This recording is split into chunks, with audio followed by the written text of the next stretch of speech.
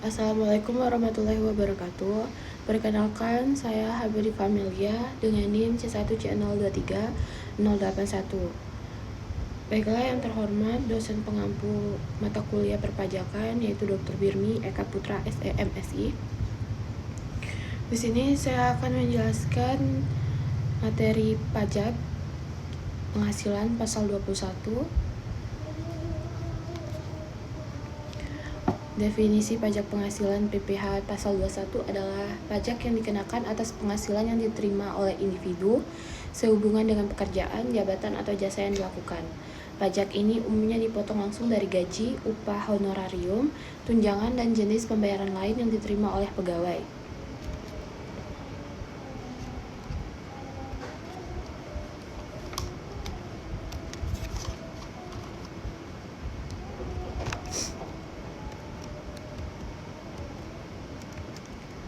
Untuk pemotongan pajak PPh pasal 21 yang termasuk pajak PPh pasal 21 yaitu pemberi kerja yang terdiri dari orang pribadi dan badan, bendahara atau pemegang kas pemerintah, dana pensiun, orang pribadi yang melakukan kegiatan usaha, penyelenggara kegiatan.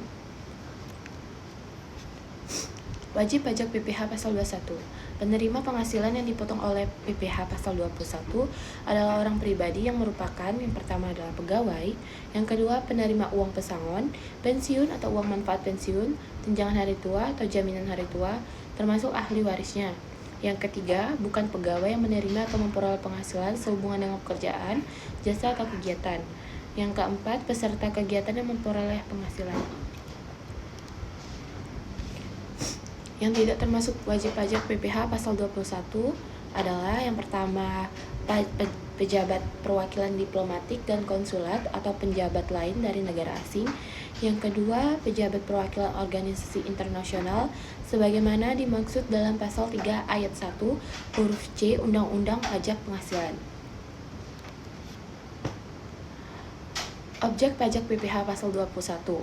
Penghasilan yang dipotong PPh pasal 21 adalah yang pertama penghasilan yang diterima diperoleh pegawai tetap, yang kedua penghasilan yang diterima oleh penerima pensiun, yang ketiga penghasilan berupa tunjangan hari tua, yang keempat penghasilan pegawai tidak tetap atau tenaga kerja lepas, yang kelima imbalan kepada bukan pegawai, yang keenam imbalan kepada peserta kegiatan, yang ketujuh penghasilan berupa honorarium, yang kedelapan penghasilan berupa jasa produksi, yang kesembilan penerima dalam bentuk kenikmatan lainnya.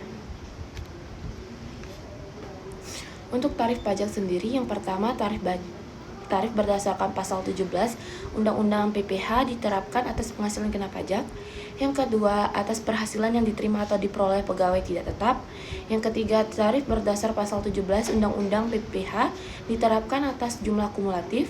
Yang keempat, tarif berdasarkan pasal 17 Undang-Undang PPh diterapkan atas jumlah penghasilan bruto. Yang kelima, tarif PPh pasal 21 atas honorarium atau imbalan lain dengan nama apapun yang menjadi beban APBN atau APBD. Tarif pemotongan PPh pasal 21. Bagi penerima penghasilan yang tidak mempunyai NPWP, dikenakan pemotongan PPh pasal 21 dengan tarif setinggi 20% daripada tarif yang ditetapkan wajib pajak yang memiliki NPWP. Artinya, jumlah PPh pasal 21 yang harus dipotong adalah sebesar 120% dari jumlah PPh pasal 21 yang seharusnya dipotong dalam hal yang bersangkutan. Pemotongan PPh pasal 21 seperti ini hanya berlaku untuk pemotongan PPh pasal 21 yang bersifat tidak final.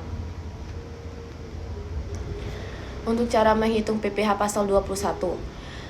Perhitungan PPh pasal 21 untuk pegawai tetap dan penerima pensiun dibedakan menjadi dua, yaitu yang pertama perhitungan masa atau bulanan yang menjadi dasar pemotongan PPh pasal 21 yang terutang untuk setiap masa pajak yang dilaporkan dalam SPT masa PPh pasal 21. Yang kedua, perhitungan kembali sebagai dasar pengisian pemotongan PPh pasal 21 yang terutang untuk masa pajak Desember atau masa pajak di mana pegawai tetap berhenti bekerja. Kesimpulan, PPh pasal 21 merupakan komponen penting dalam sistem perpajakan di Indonesia yang berkaitan langsung dengan penghasilan individu. Dengan adanya mekanisme pemotongan PTKP dan kewajiban pemotong pajak, pemerintah dapat memastikan pengelolaan pajak yang adil dan tepat.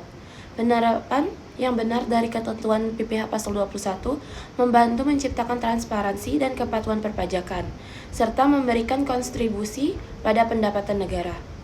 Sekian penjelasan materi dari saya. Terima kasih. Wassalamualaikum warahmatullahi wabarakatuh.